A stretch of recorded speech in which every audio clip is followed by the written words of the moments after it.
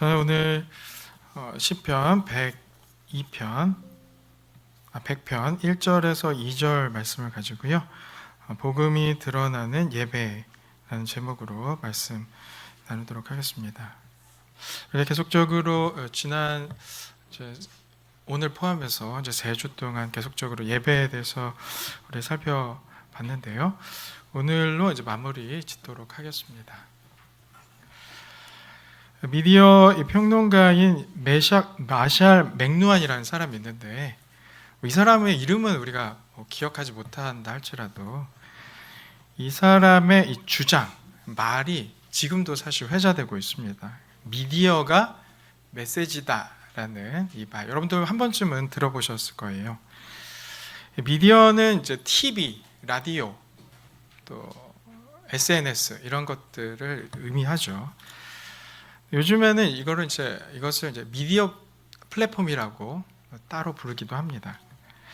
그런데 이 미디어가 단순히 정보를 전달하는 수단에 머물러 있는 것이 아니라 미디어 자체가 전달하는 그 메시지의 그 성격과 의미를 미리 규정하고 제어한다라는 의미죠. 미디어가 메시지다라는 것은 미디어 자체가 그 메시지의 성격을 이미 미리 다 규정을 하고 있다라는 것이죠. 그래서 요즘에도 미디어 권력이라는 말도 사용하고 있습니다. 그래서 방송사, 신문이 언론을 사실 좌지우지하고 있죠. 방송사에서 어떻게 주장하느냐에 따라서 사람들이 그 말을 동의하고 따르고 있습니다. 또 요즘에는 이제 그 유튜브나 이제 SNS 같은 것들이 메시지를 사실 만들어내고 있는 것이죠. 그래서 요즘에 가짜 뉴스 이런 문제들도 사실 이런 그 미디어 자체가 가지고 있는 특성이 있기 때문에 그런 것이라 할 수 있습니다.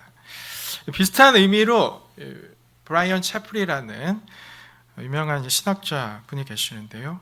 그분이 그리스도 중심적 예배라는 책의 글머리에서 구조가 이야기를 들려준다. 구조가 이야기를 들려준다라고 강조를 했습니다. 예배가 그러하다라는 것이죠. 우리가 예배를 드릴 때 두서없이 그냥 아무런 맥락 없이 그러니까 아무 때나 아무 데서나 우리가 예배를 드리는 것이 아니라 우리가 예배당에 와서 또 예배에 합당한 옷을 입고 예배에 합당한 순서에 따라서 주님을 찬양하고 영광을 돌린다. 그 구조와 형식이 있고 그 구조와 형식이 아무런 의미가 없는 것이 아니라 그 구조 자체가 우리에게 어떠한 이야기를 들려준다라는 것이죠. 예전에 제가 대학생 때에 친구와 함께 이 태백시에 있는 예수원, 개신교 수도원인데요. 예수원에 간 적이 있습니다.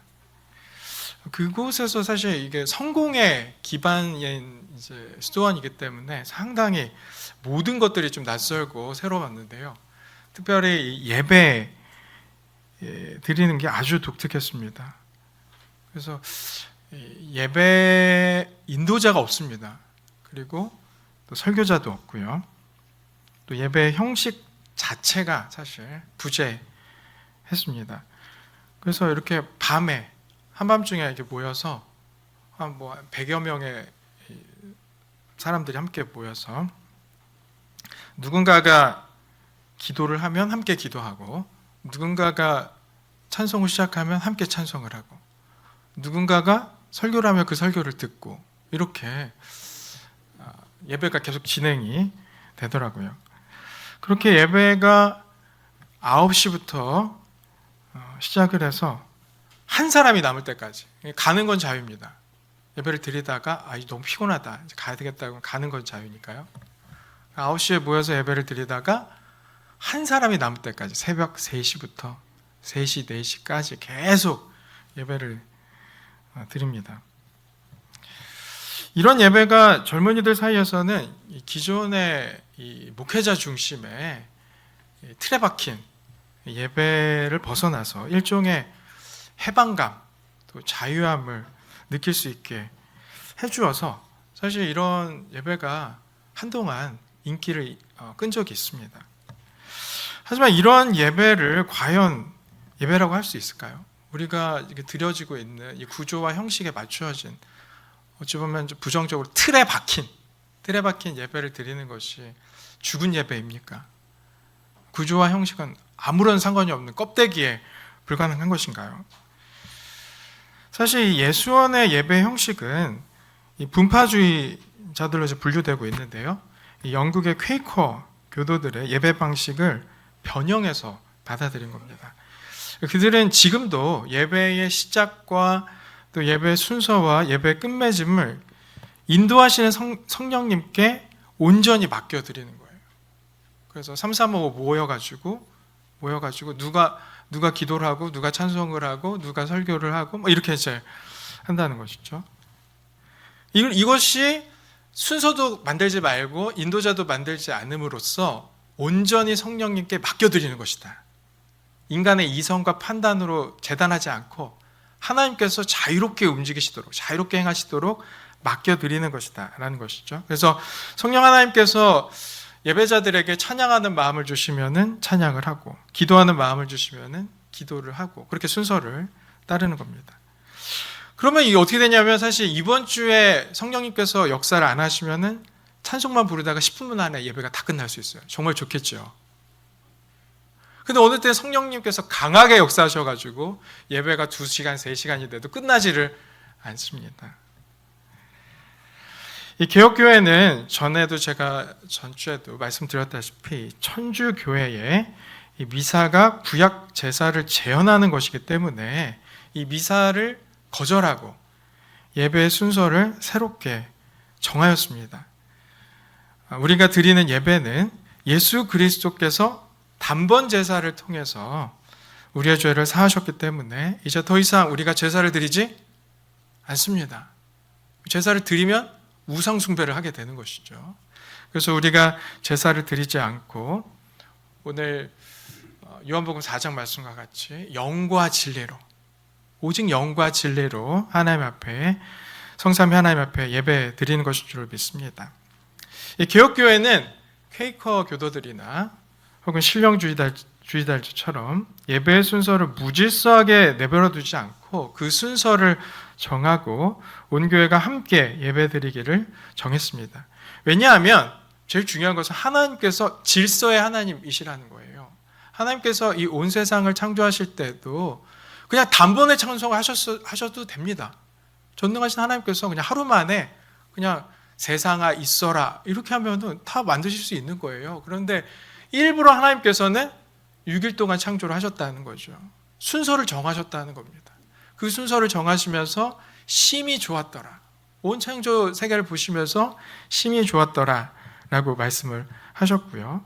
또한 하나님께서는 전능하신 하나님이기 때문에 하나님께서는 계획을 세우시고 또 그 계획을 알리시고 그 계획대로 행하시는 분이시다는 거예요. 성경 창세기부터 요한계시록까지 하나님께서는 계획하시고 그 계획을 믿는 자들에게, 구하는 자들에게 알려주시고 또한 그 계획대로, 그 뜻대로 모든 일을 행하시는 분이시다라는 것이죠. 우리의 심성은 뭐 그렇게까지 할 필요가 있습니까? 그냥 내키는 대로 합시다. 이렇게 할 수 있다 할지라도 하나님께서는 그러하신 분이기 때문에 하나님께서는 계획하시고 그 뜻대로 행하시는 질서의 하나님이시기 때문에 우리가 하나님께 예배드리는 것이 그냥 우리 마음 내키대로 예배드리는 것이 아니라 질서를 따라서 주님께서 기뻐하시는 대로 나아가는 것인 줄로 믿습니다. 그래서 우리는 합당한 시간, 합당한 방법, 합당한 순서를 정하고 함께 한 마음으로 거룩하신 하나님을 예배 드리는 것이 마땅하다라는 것이죠.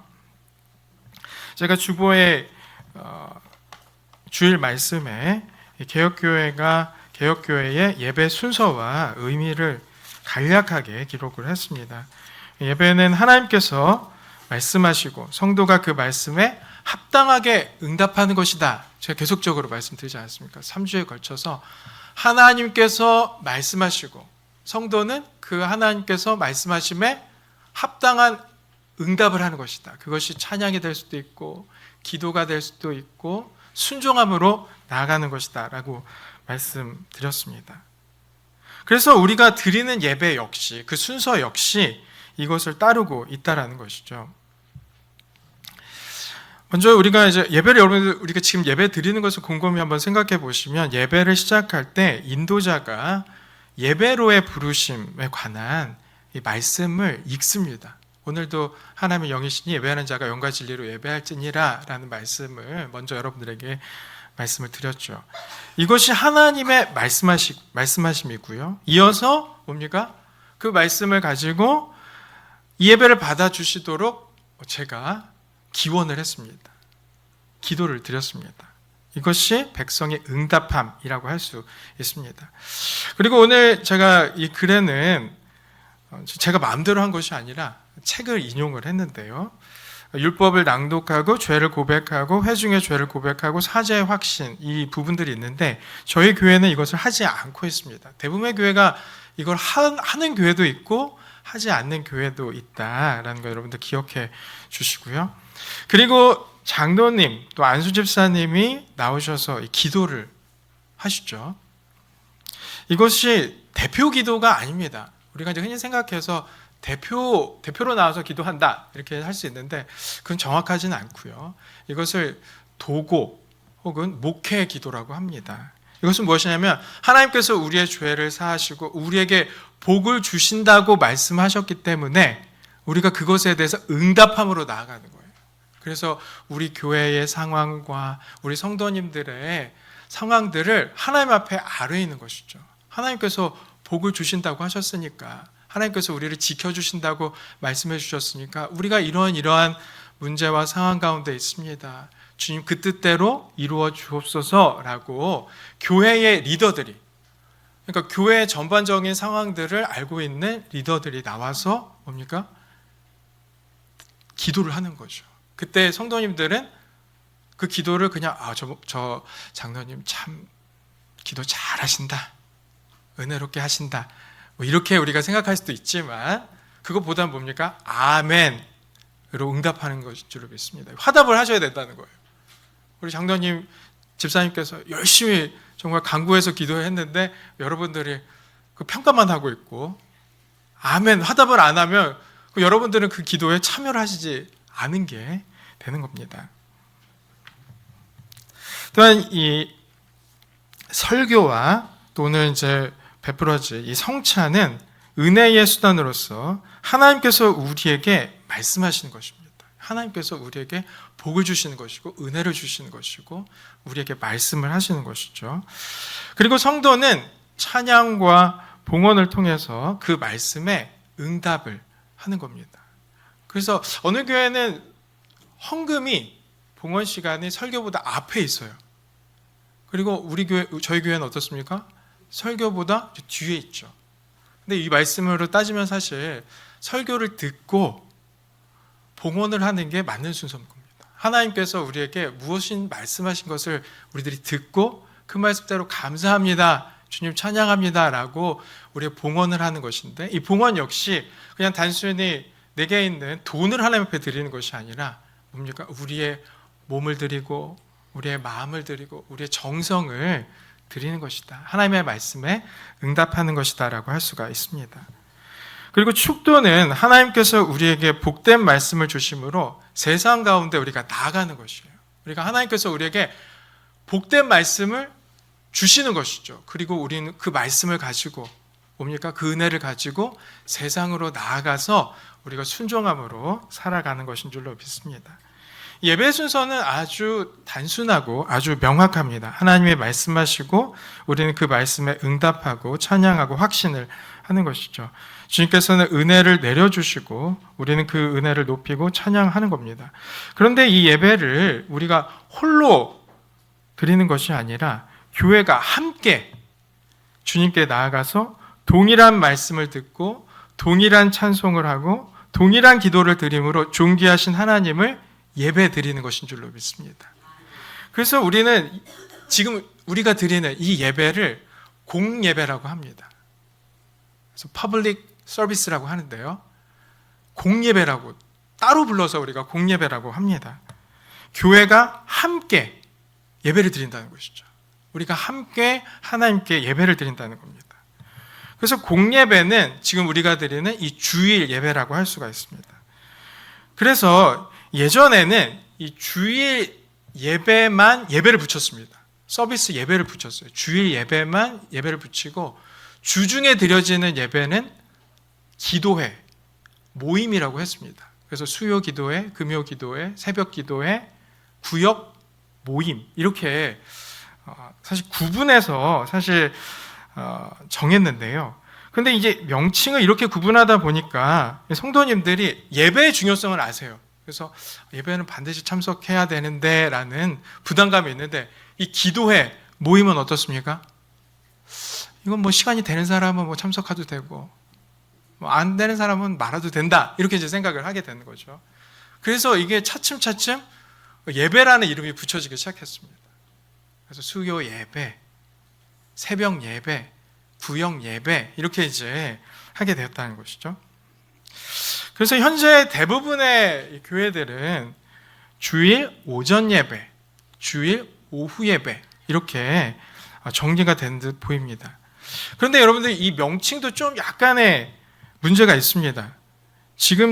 우리가 지금 드리는 예배가 복음이 드러나는 형식과 구조를 갖추어서 정해진 시간에 정해진 순서에 따라서 우리가 함께 드리는 예배인데요. 사실 여러분 이 말이 참 무섭죠.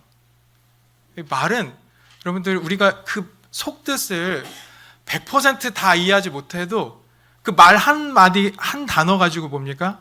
우리가 의미를 부여할 수 있다라는 거예요. 그러니까 주일 오전 예배, 주일 오후 예배가 오전에 드린 예배, 오후에 드린 예배 이렇게 우리가 어찌 보면 아주 중립적으로 사실 표현을 한 것인데 이렇게 이제 하다 보니까 어떤 생각이 드냐면은 예배가 두 개가 있구나. 오전 예배 있고 오후 예배가 두 개가 있으니까 두 예배가 다 똑같으니까 나는 시간에 따라서 오전 예배 드리면 되겠다.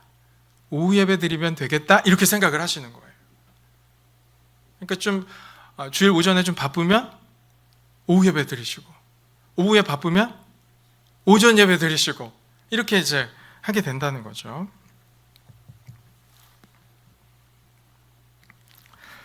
청년들, 특별히 뭐 중고등부 청년부들 같은 경우에는 선택지가 두 가지가 있습니다. 그래서 지금 11시에 드리는 예배는 어른 예배, 그리고 오후 2시에 드리는 예배는 부서 예배, 내 예배, 우리들 예배 이렇게 이제 생각을 한다는 거죠.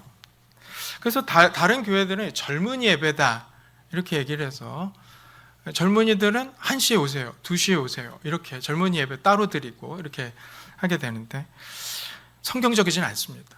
그 자체가 어찌보면 성경적인 차원에서 그렇게 좀 배려한다라는 의미로 할 수 있지만 사실 그 공예배의 의미가 상실하게 된다는 것이죠. 공예배는 모든 성도들이 다 함께 모여서 한 분이신 하나님을 예배하고 찬양하는 것이다. 이것이 중요하다라는 것이죠. 그래서 성도 여러분, 주일 오전 예배라고 말씀드리겠습니다. 주일 오전 예배를 드려야지 오후 예배가 의미가 있는 겁니다. 주일 오전 예배를 드려야지 부서별 모임이 의미가 있는 거예요. 반대도 마찬가지인 겁니다. 내가 뭐 주일 오전 예배 드리고 나 할 일 다 했다. 이것이 아니라 이것을 우리가 온전히 하나님 앞에 드린다는 의미로 뭔가요? 주일 오전 예배, 오후 예배 다 하나님 앞에 드리면서 나아가야 된다는 것이죠. 이것을 내가 바쁘니까 내가 좀 거추장스러우니까 한 번만 드리면 된다. 내 시간에 따라서 한 번만 드리자라고 생각하는 것은 하나님께서 정하신 교회에서 정한 이 예배의 순서와 시간을 인정하지 않는 거죠. 내 마음대로 예배를 드리는 것입니다.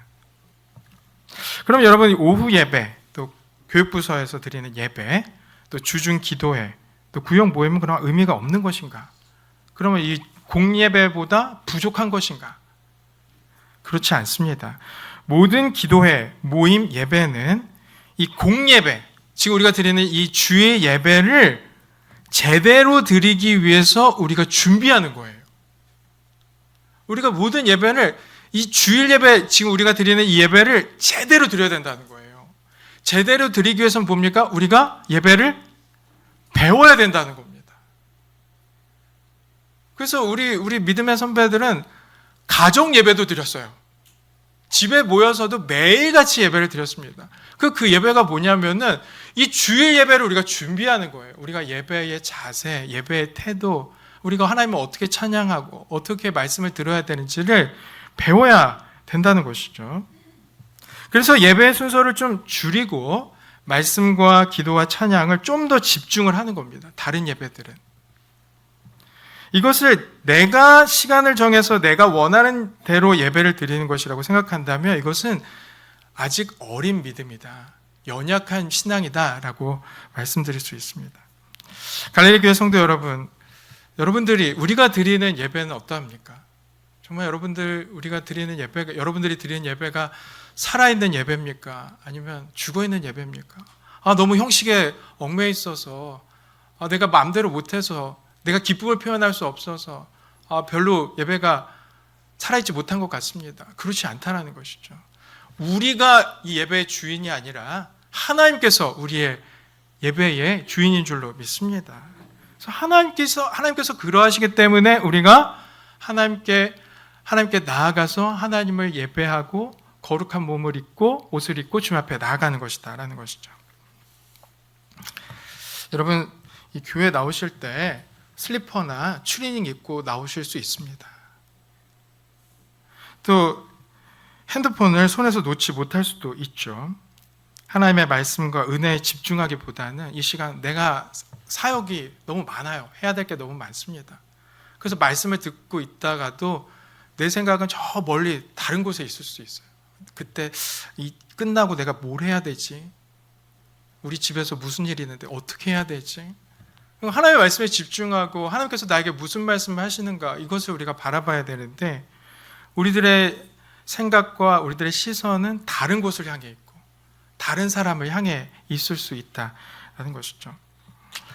사랑하는 성도 여러분, 참 안타까운 것은 여러분 일주일 동안 하나님을 전혀 생각하지 않다가 내 마음대로 세상 사람들과 다를 바 없이 살아가다가 방탕하면서 살아가다가 오늘 이렇게 와서 1시간 정말 내 마음 기쁘게 찬양하고 신나게 사역하고 내가 예배 자리에 참석했다고 해서 여러분들 뭐가 달라지겠습니까?